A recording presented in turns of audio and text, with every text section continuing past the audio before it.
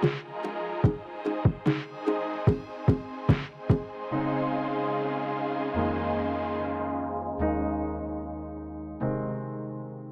ser papá o mamá es una de las grandes alegrías de la vida, pero los que lo son saben que no es una tarea fácil. Se ha dicho que tu mayor propósito en la vida, tu mayor contribución al mundo podría no ser necesariamente lo que haces, sino a quien crías. Nada es más importante en tu vida que ser una herramienta de Dios para formar un alma humana. Y hay mucho que los padres tienen que enseñarle a sus hijos. Tienen que enseñarles cómo caminar, cómo hablar, comer, usar el baño, cómo lavarse y vestirse, enseñarles cómo actuar correctamente, enseñarles a compartir, a tener buenos modales, a llevarse bien con otras personas. Pero sobre todas las cosas, los padres cristianos tienen el deber de enseñar a sus hijos los caminos de Dios, enseñarles los principios de la Biblia, hablarles de la salvación que encontramos solo en nuestro Señor y Salvador Jesucristo. Pero también nunca debemos creernos tan maduros, tan crecidos, que no podemos aprender incluso de los niños. Los niños también tienen mucho que enseñarnos a nosotros. Yo escribí una canción en el 2007. Estaba yo en la iglesia, veía dos niños de la greña, se estaban peleando. Yo estaba entrando en pánico, decía, si alguien no agarra a estos dos niños, se van a hacer daño. Después, como a los 5 minutos, vuelvo a ver qué está pasando y los mismos dos niños se están abrazando, riéndose, como si nada hubiese pasado. Y en ese momento Dios me habla y me dice, ya sabes por qué hay que ser como un niño para heredar el reino de los cielos. Porque los niños, por ejemplo, ellos no almacenan resentimiento ni rencor. Y nosotros los crecidos, adultos, maduros, a veces el rencor nos lo llevamos hasta la tumba. Digan amén, como que estoy hablando del que está a su lado y no de usted. Y así sucesivamente empecé a estudiar a los demás niños y empecé a escribir una canción que se llama Hay que ser como un niño. Es una de mis canciones favoritas que jamás he compuesto. No vine preparado para cantárselas, al rato se las canto. Pero de ahí surge esa canción. Y ahora de pastor yo sigo aprendiendo de los niños. Puedo decirles de inmediato que tan pronto como yo tuve mis propios hijos, tuve un mayor aprecio por mis propios padres. Yo creo que como jóvenes juzgamos mucho a nuestros padres y decimos, no hombre, no tengo un buen papá, no tengo una buena mamá, no saben cómo criar hijos. Y luego uno tiene los suyos y ahora tenemos mucha más gracia para nuestros padres. Decimos, caray, Dios estuvo con ellos y ahora los entendemos. Los niños también nos enseñan, por ejemplo, a priorizar las cosas en nuestra vida y a valorar lo que realmente importa. Si hay un consejo que yo le doy a quienes van a ser nuevos padres, siempre les digo, prepárate para que todo gire alrededor de ellos ahora. Yo creo que Dios en parte nos da hijos para quitarnos ese virus que nos pega egoísta a todos, ¿no? Donde todo se trata de mí, es mi dinero, es mi tiempo, lo que a mí me gusta, son mis hobbies. Y luego nacen los niños y ahora todo gira alrededor de ellos. Antes, si a ti se te antojaba de un día para otro irte de vacaciones, lo hacías. Ahora tienes que pensar en empacar la maleta y que no tengan escuela y que no tengan cita con el médico, y todo gira alrededor de ellos. Antes tú te ibas al restaurante que tú quisieras, ahora piensas que hay algo que les guste a ellos, ¿sí? Todo empieza a dar un giro y empezamos a priorizar las cosas en la vida que realmente importan. También los hijos nos enseñan, por ejemplo, he visto a muchos jóvenes que quizás en un tiempo se criaron o asistieron a la iglesia, en su niñez de jóvenes se apartaron, pero en el momento en que ellos mismos se casan y tienen hijos, siempre encuentran su camino de regreso a la iglesia, como que les cae el 20. No puedo hacer esto yo solo, necesito la ayuda de Dios, necesito que mis hijos tengan valores, principios sólidos, cristianos, divinos, los niños nos enseñan muchas cosas. Jesús en una ocasión utilizó a un niño para dar una lección a sus discípulos. Mateo 18, versículos 1 al 3. Por ese tiempo los discípulos se acercaron a Jesús y le preguntaron: ¿quién es el más importante en el reino del cielo? Y Jesús llamó a un niño pequeño y lo puso en medio de ellos y les dijo: les digo la verdad, a menos que se aparten de sus pecados y se vuelvan como niños, nunca entrarán en el reino del cielo. Quiero traerte un mensaje sencillo, pero con lecciones muy prácticas, que he titulado Grandes lecciones de niños pequeños. Grandes lecciones de niños pequeños. Miren nada más a los discípulos. Eran un grupo competitivo, alegando quién es el mayor entre ellos, ansiosos por saber a quién Jesús va a nombrar el más grande entre ellos. Y no es la única ocasión. La Biblia nos muestra a los discípulos teniendo el mismo tipo de disputa, por lo menos en 4 diferentes ocasiones. En Lucas capítulo 22 todavía están discutiendo lo mismo a solo unas horas antes de la crucifixión de Cristo. Pero en nuestro texto Jesús los ignora por completo, llama a un niño y lo para frente a ellos. El niño, insinuaba Jesús, era el ejemplo de la verdadera grandeza. Esta era una lección de humildad del versículo 4. Así que el que se vuelva tan humilde como este pequeño, dijo Jesús, es el más importante en el reino del cielo. En otras palabras, Jesús estaba diciendo: el más grande a veces es el que llama menos la atención. El más grande a veces es el que menos piensas, el que no sufre de tanta inseguridad que se pasa la vida comparándose con los demás. Dios ha usado a niños para dar grandes lecciones en la Biblia y lo sigue haciendo conmigo, por ejemplo. Los niños han traído algunas de las más grandes lecciones a mi vida, especialmente cuando me convertí en padre. Entendí mejor algunas de las verdades más profundas y poderosas del Evangelio. Y aunque tú no seas padre, seguro que tienes niños en tu vida. Quizás eres tío o eres tía o eres algunos hoy se convirtieron en padrino o madrina de un niño o una niña, o quizás eres niñera. Todos tenemos algún tipo de relación con los niños. Y así que hay algunas lecciones espirituales que quiero que te lleves contigo, lecciones que podemos aprender de nuestra asociación con los pequeños. La primera es esta: quiero que sepas un poquito más del amor incondicional de Dios. El amor incondicional de Dios. Se han escrito volúmenes enteros de literatura acerca de las características de Dios. Pero cuando se trata de la esencia de Dios, Dios es amor. El amor no es algo que Dios elige dar o elige hacer. Él es amor. Y así, de todos los adjetivos que se nos pudieran ocurrir para describir el amor de Dios es increíble, el amor de Dios es extravagante, el amor de Dios es sacrificado, el amor de Dios es interminable. Yo creo que el adjetivo incondicional es uno de los mejores para describir el amor de Dios. Incondicional significa sin causa, sin causa.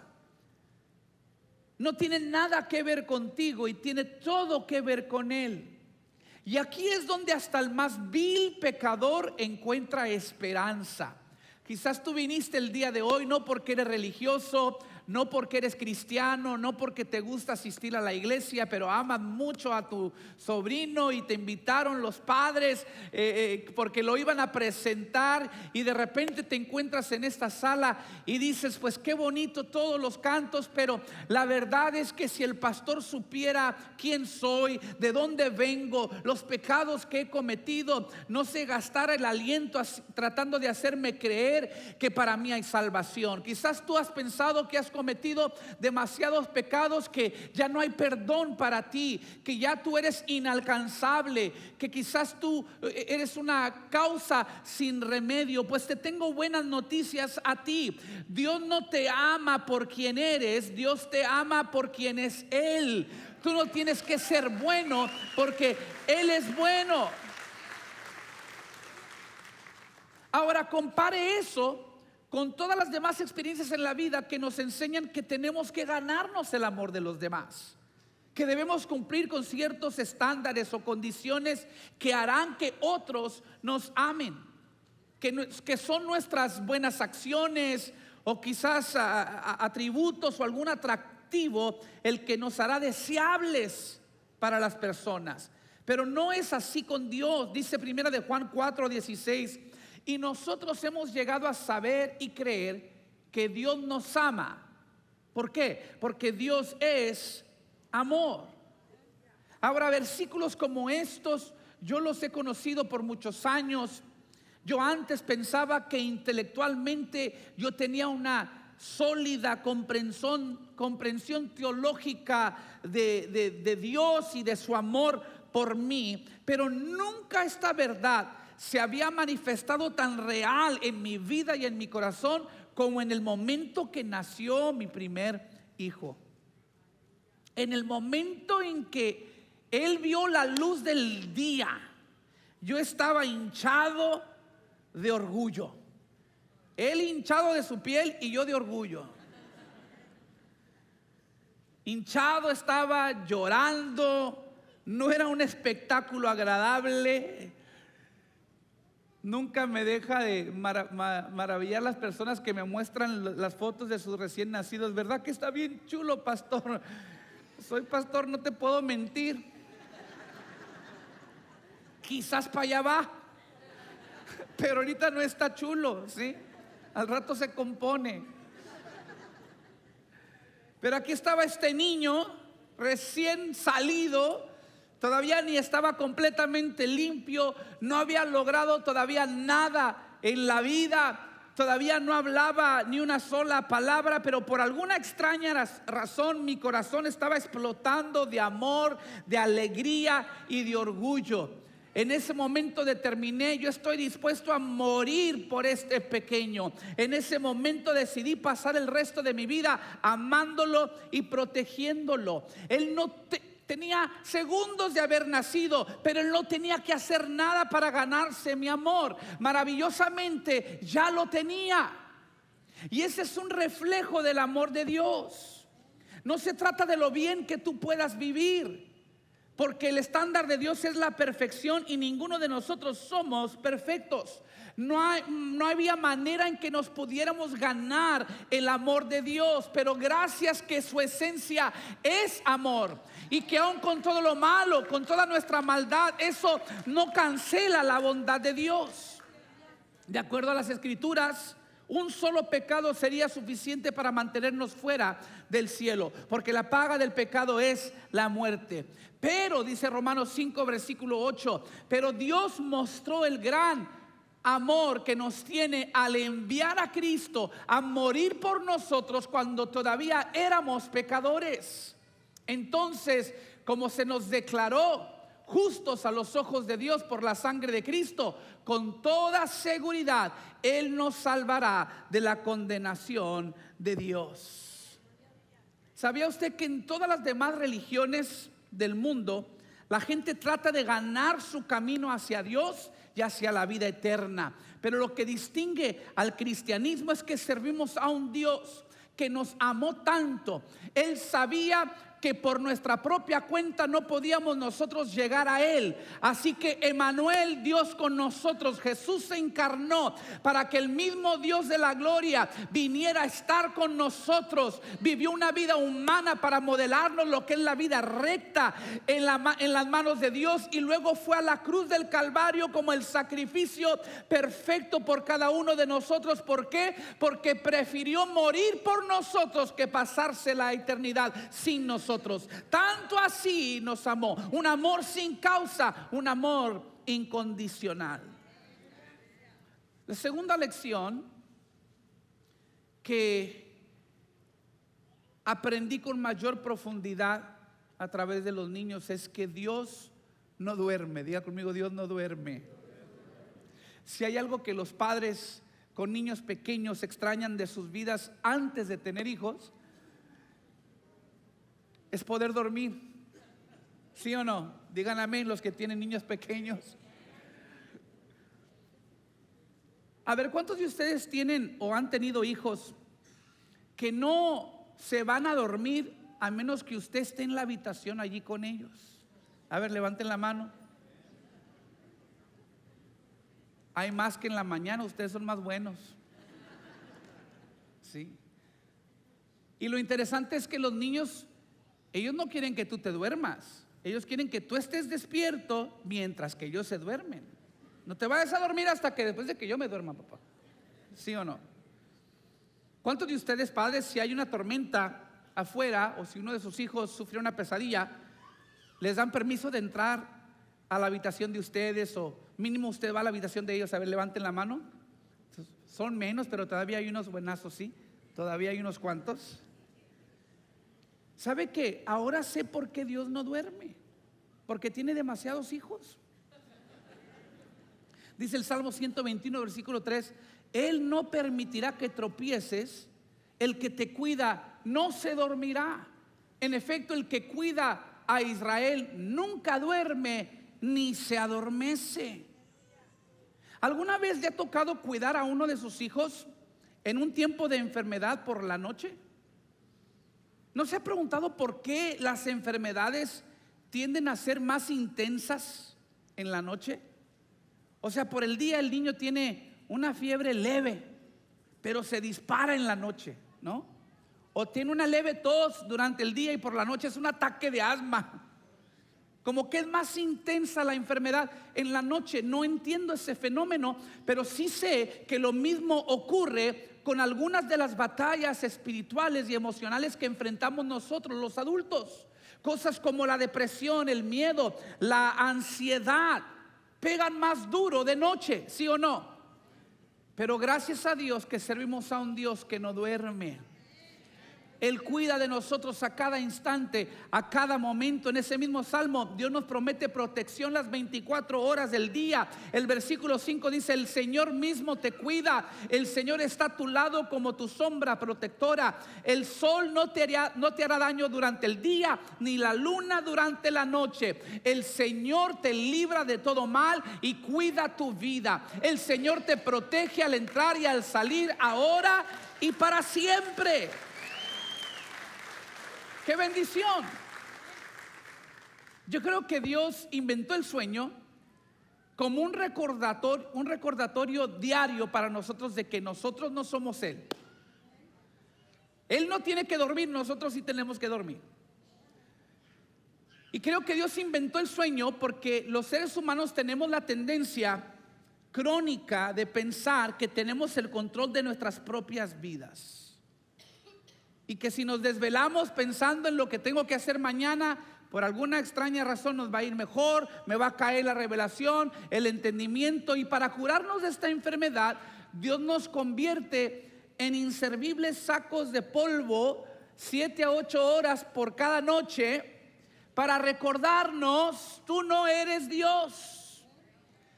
El dormir es una oportunidad diaria, pero forzada, de practicar el Salmo 46, el versículo 10, que dice: quédense quietos y sepan que yo, dice el Señor, yo soy Dios. El rey David una vez estuvo rodeado de sus enemigos. Buscaban asesinarlo, buscaban destruirlo.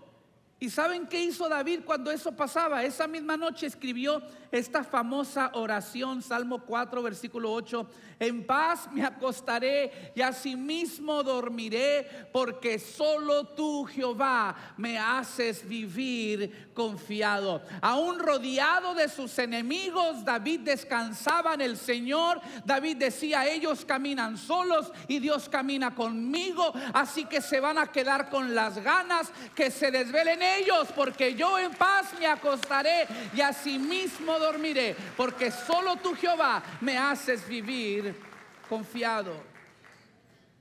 Es tiempo de que usted vuelva a confiar en Dios a la medida que usted pueda dormir tranquilo por la noche. Es tiempo de que usted, como sus niños, confíen en Dios y digan: mientras yo duermo, tú vas a estar velando por mí. Mientras yo me acuesto, tú vas a estar protegiéndome. Y cada mañana es un recordatorio: mira, te dormiste, fuiste inservible las últimas 7 horas, 8 horas, y el mundo no dejó de rotar, y el sol no dejó de brillar, y la vida sigue, y el universo sigue suspendido en la nada de la gravedad, porque tú no eres Dios, tienes un Padre celestial. No te afanes, no te preocupes, Él está contigo, Él nunca te dejará, Él nunca te desamparará. Dios nos creó con la necesidad de dormir para tener una vida saludable. La falta de sueño, muestran los estudios, pueden tener efectos drásticos en nosotros física y emocionalmente. Pueden hacernos más susceptibles, la falta de sueño puede hacernos más susceptibles a la enfermedad o al estrés. Puede obstaculizar nuestra capacidad de escuchar y pensar creativamente. Tiene la capacidad de drenar nuestra paciencia y productividad. Necesitamos, dicen los expertos, entre 7 y 8 horas de sueño al día. Pero muchos de nosotros no lo estamos logrando. Según los Centros para el Control y la Prevención de Enfermedades, el 35% de los adultos no duermen lo suficiente. Por eso algunos logran mientras predica el pastor, aleluya. Porque hay muchas preocupaciones que nos mantienen despiertos por la noche. Pero la próxima vez que a usted le toque cuidar a un pequeño, vigilándolo por la noche para que él no tenga que mantenerse despierto, deje que esto le ministre, que esto le recuerde a usted que lo mismo Dios hace por usted. Dios no duerme para que tú sí duermas. Él te protege para que tú estés confiado. Él no descansa para que tú sí puedas descansar. Yo estoy convencido que una de las mejores maneras de mostrar nuestra adoración a Dios es durmiendo. Yo por eso duermo tranquilo todas las noches. Me preguntan: pastor, ¿no te preocupa que la iglesia sigue creciendo? ¿No te preocupa que ya no cabemos? ¿No te preocupan los compromisos financieros? Y les digo: mira, no es mi casa, es la casa de Dios. Son sus viles, son sus problemas. Yo solamente soy un mensajero. Yo voy a dormir tranquilo. Y si le pregunta a mi esposa, hasta ronco a veces. Y créalo o no, yo estoy convencido que es parte de mi adoración, porque dormir tranquilo expresa la confianza que yo tengo en Dios, de que todo va a estar bien. No tengo por qué perder el sueño, no tengo por qué afanarme, no tengo por qué entrar en ansiedad. Tengo a un Dios todopoderoso que se perfecciona su poder en medio de mi debilidad. ¿Cuántos dicen amén? La tercera lección: Dios disciplina a los que ama. Estoy seguro de que tus hijos saben que los amas, pero les resulta difícil consolidar esa verdad con el hecho que a veces los tienes que disciplinar. Porque la disciplina siempre es dolorosa, especialmente cuando esa disciplina viene por mano de esos padres de la vieja escuela. ¿Cuántos padres de la vieja escuela hay aquí? De esos que todavía viven según el proverbio: evita la vara y malcrías al niño. Proverbios como: a golpes aprendí yo y no me acomplejé, ¿sí? Otros dicen: la letra sin sangre no entra. ¿Sí? Hubo una época, no hace muchos años, porque a mí también me tocó, que a los niños se les criaba con 2 cosas. Ambas eran negras y de cuero. Ambas podían tener el nombre de tu papá inscritas, y te enseñaron a temerlas a ambas por igual. Una era la Biblia y el otro era el cinturón. Una nos enseñaba del cielo y la otra ardía a infierno, ¿sí o no? Y luego todavía peor, no sé a cuántos les pasó esto, que cuando te iban a disciplinar con el cinturón, tenían el descaro de decirte: y quiero que sepas que esto me duele más a mí.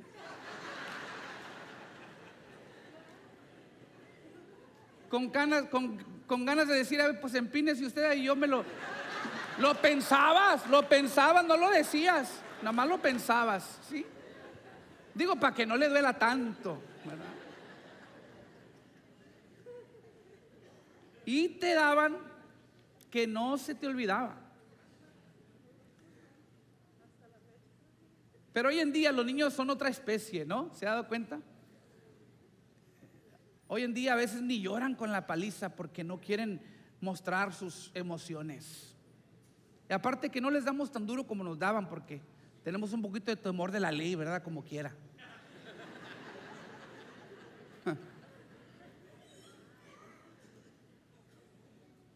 Una vez a mí se me ocurrió decirle a mi papá, yo estaba como entrando a secundaria y andaba muy de moda el tema del child abuse.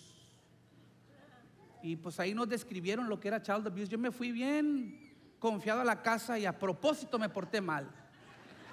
Y cuando mi papá se estaba quitando el cinto, le digo, cálmese, jefe, cálmese. Porque ya me dijeron lo que es child abuse. Y si me pega, lo voy a reportar. ¿Qué creen que pasó? Me pegó doble. Me pegó doble. Y me dijo, aunque me reportes, dice, porque prefiero disciplinarte y que vivas la vida libre.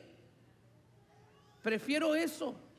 Dice, yo estoy dispuesto a estar encerrado con tal de que tú vivas la vida libre. Y nunca se me olvidan esas palabras. Pero los niños hoy en día son distintos. No te quieren mostrar emoción. No les pegamos quizás tan duro. Pero hoy en día les quita su consola de videojuegos y se descomponen todos, ¿sí o no? O sea, literal, se los quitas. O sea, como que ya no funciona el cuerpo, ¿no?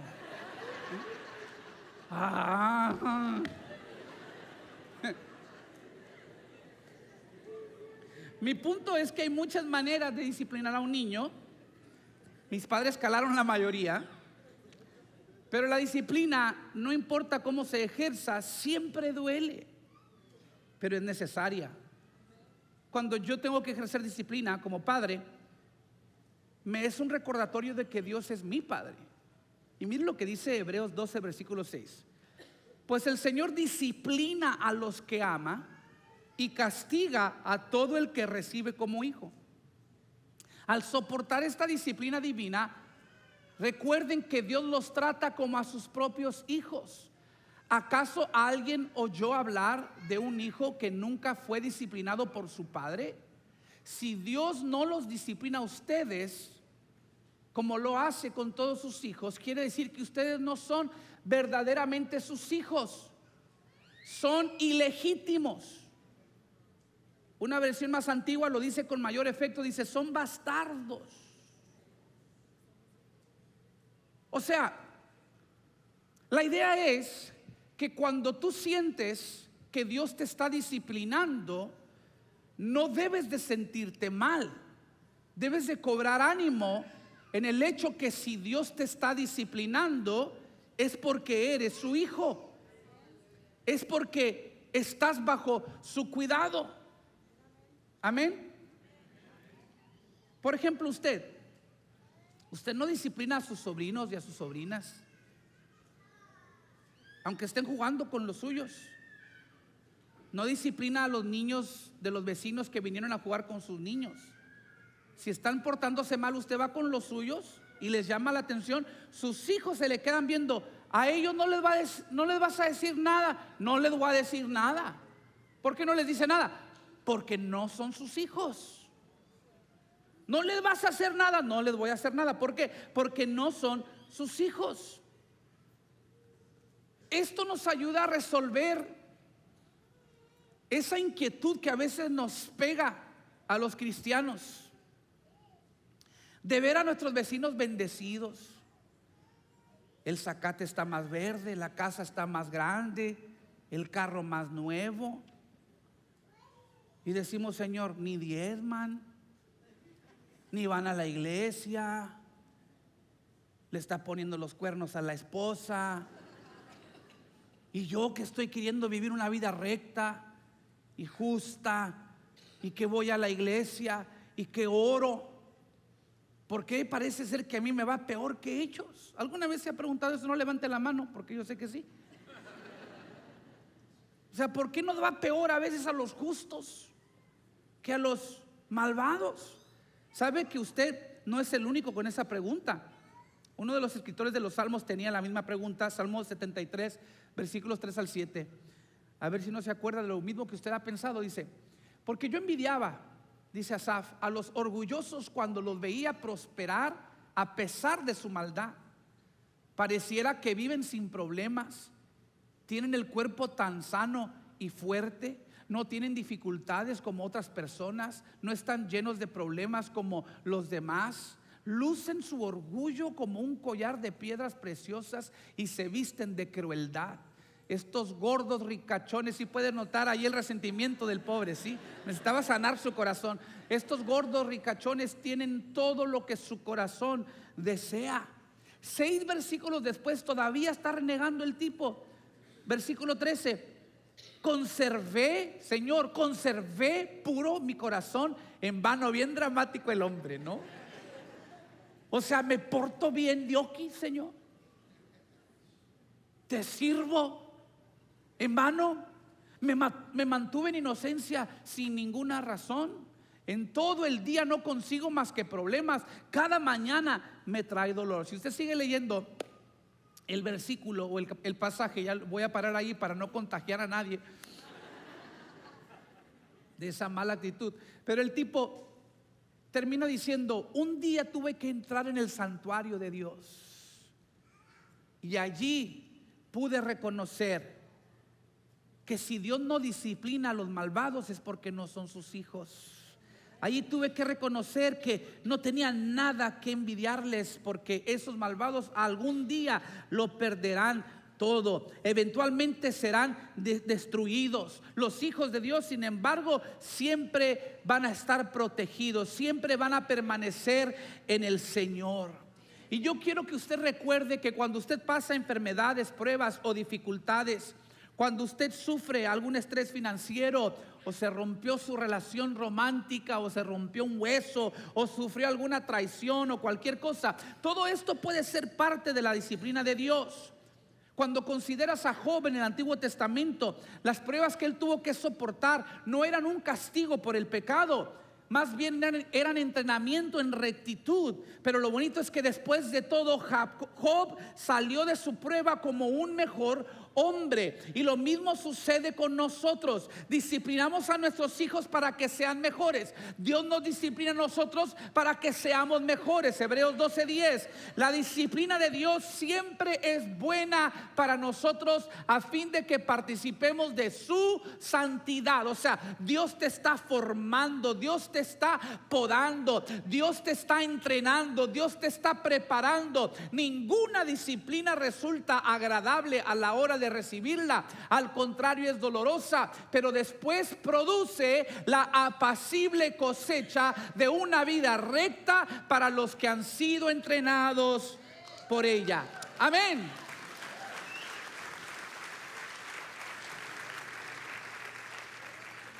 Hay muchas lecciones más que los niños nos pueden enseñar, pero les voy a dejar con esta última. Los niños nos recuerdan que nada es imposible para Dios. Diga conmigo: nada es imposible para Dios. ¿Cómo, pastor? Mire, los niños no entienden algunas palabras que son muy importantes para nosotros los adultos, como la palabra imposible, o la frase es muy caro, cuesta mucho. Para nuestros hijos, papá, usted es un híbrido de Superman con Elon Musk.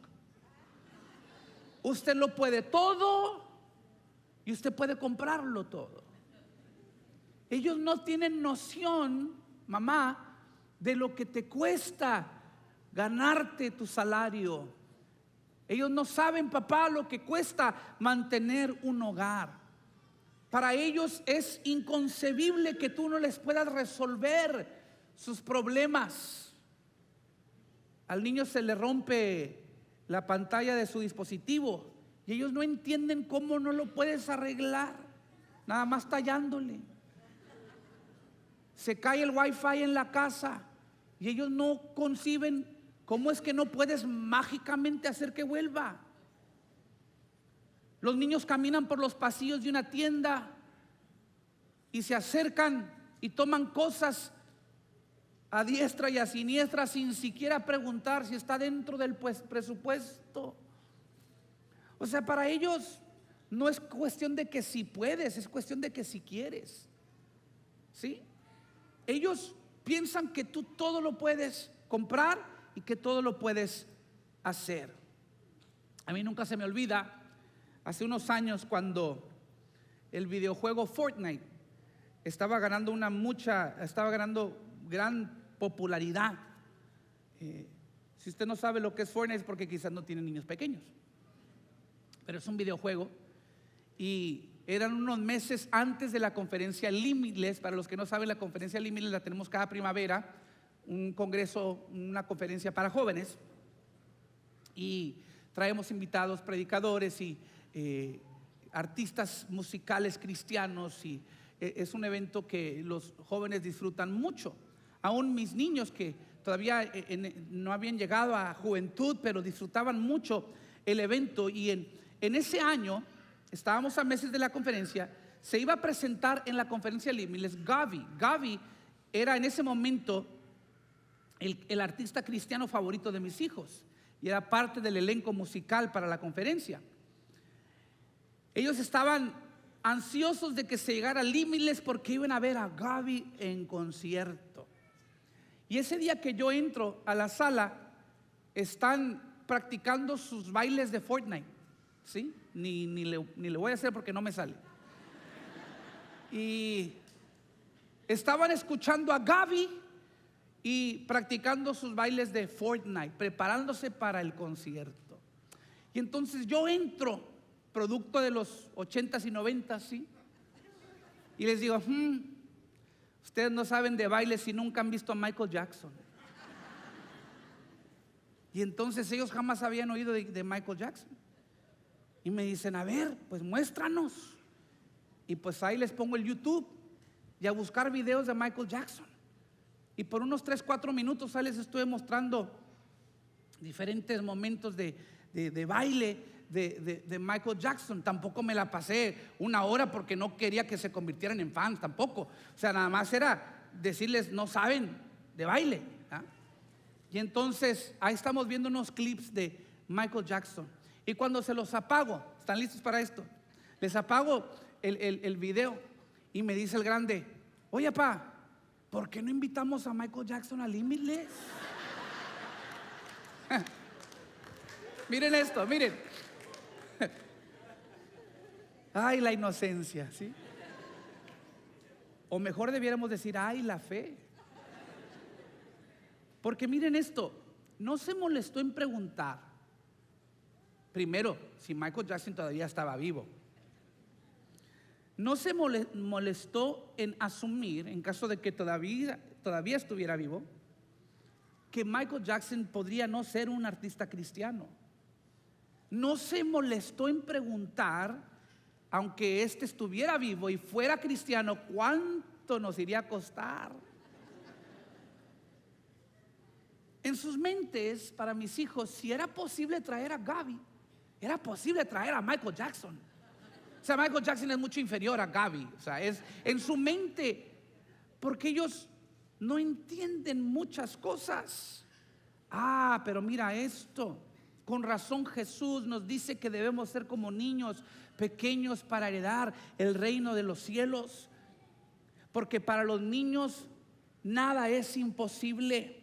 Para nosotros los grandes hemos perdido el asombro, hemos perdido la fe, y los niños ahora tienen mucho que enseñarnos sobre el tema. Todavía poseen el asombro que muchos de nosotros hemos perdido a medida que envejecemos. Y no es que no tengan sus preguntas, es que solo han aprendido a sentirse cómodos viviendo en el misterio de sus interrogantes, con que papá y mamá estén en el asunto. Un día salió el pequeño de la escuela, venía muy pensativo. Les habían dado una lección de la creación. Y venía y entró al carro y le digo: oye, te veo muy pensativo. Dice: sí, dice, es que yo sé que Dios es el creador y yo sé que Dios sostiene el mundo. Dice, pero mi pregunta es, ¿lo sostiene así o lo sostiene así? Y yo, en ese momento se me olvidó que era un niño de 5 años en ese entonces, y entré en modo pastoral predicador. Y le digo: ¿por qué limitas a Dios? Dios no tiene ni que cargar el mundo así ni así, porque Él es Dios. La Biblia dice que por su palabra fueron creadas todas las cosas. Él dijo: sea la luz, y fue la luz. No usó materia, no usó nada. Su palabra era bastante y suficiente para que fuera la luz. Ahora el planeta está suspendido en la gravedad, entre la nada. A lo mejor Dios no la está cargando ni así ni asá, pero Él dio la palabra y se sostiene el mundo. Ustedes dicen amén, pero Él está así. Nunca se me olvida lo que me dijo. Dijo: no te entiendo, pero porque eres mi papá, yo sé que un día te voy a entender. En otras palabras, no tengo la respuesta que yo necesitaba, pero te tengo a ti. Y si te tengo a ti, aunque no tenga la respuesta, puedo vivir confiado y no me tengo que preocupar. Y eso me ministró, porque ¿cuántos de nosotros tenemos tantos interrogantes en la vida? Tantas preguntas y no tenemos respuestas. Pero Dios te dice: te ofrezco algo mejor que la respuesta, te ofrezco mi presencia. Si me tienes a mí, lo tienes todo. Aprende a abrazar el misterio como un recordatorio de que si comprendieras del todo a Dios, no fuera Dios. El hecho que tú no entiendas del todo a Dios es un recordatorio que Él es más grande que tú, que Él es más grande que tus problemas, que Él es más grande que la enfermedad, que Él es más grande que la aflicción. Y dale gracias a Dios que servimos a un Dios más grande que nuestros problemas. Ojalá pudiéramos acercarnos a Dios con el mismo tipo de confianza que tienen los niños con nosotros. Si tan solo le creyéramos a Dios en su palabra, cuando nos dice Lucas 1:37, porque nada hay imposible para Dios. Me encanta que los héroes de la fe tuvieron esta fe como un niño. Abraham no asumió que no se puede tener hijos a los 100 años de edad. David no asumió que un adolescente no podía derrotar a un gigante guerrero campeón. María no asumió que las vírgenes no quedan embarazadas. Pedro no se molestó en asumir que los humanos no pueden caminar sobre el agua. ¿Por qué? Porque nada hay imposible para Dios. Lo que para el hombre es imposible, para Dios es posible. Y cuando tú tienes la fe de un niño, heredas el reino de Dios, porque has creído en el Dios del reino. Y estoy aquí esta tarde, Dios me trajo para recordarle a alguien que Él te ama incondicionalmente, que tú puedes descansar, no tienes que caer en depresión, puedes quedar libre de la ansiedad. Él no duerme para que tú sí duermas, Él no descansa para que tú sí descanses. Yo no sé a quién le estoy hablando proféticamente, pero estoy declarando que desde hoy vas a empezar a dormir tranquilo. Dios te va a mostrar con su gracia que Él cuida de ti. Se va a ir el afán, se va a ir la ansiedad. Vas a adorarle aún dormido, expresando la plena confianza que tienes en Él. Dios me trajo para recordarte, sí, a veces Él tiene que disciplinarte, pero es parte del proceso para que madure tu fe, para que llegues a ser como un niño que cree que no hay nada imposible para Dios. Y este es el día en que Dios te trajo, tú que has necesitado un milagro, tú que has necesitado una sanidad, tú que has necesitado un rompimiento positivo en tu vida. Dios te trajo el día de hoy para que fuera recordado: para Dios nada hay imposible. Pon tu confianza plenamente en Él. No tienes que tener todas las respuestas, tienes algo mejor. tienes su presencia. Y si Él va contigo, si Dios contigo, ¿quién contra ti? Ninguna arma forjada contra ti prosperará. Lo declaro en el nombre de Jesús. Si lo recibes, di amén.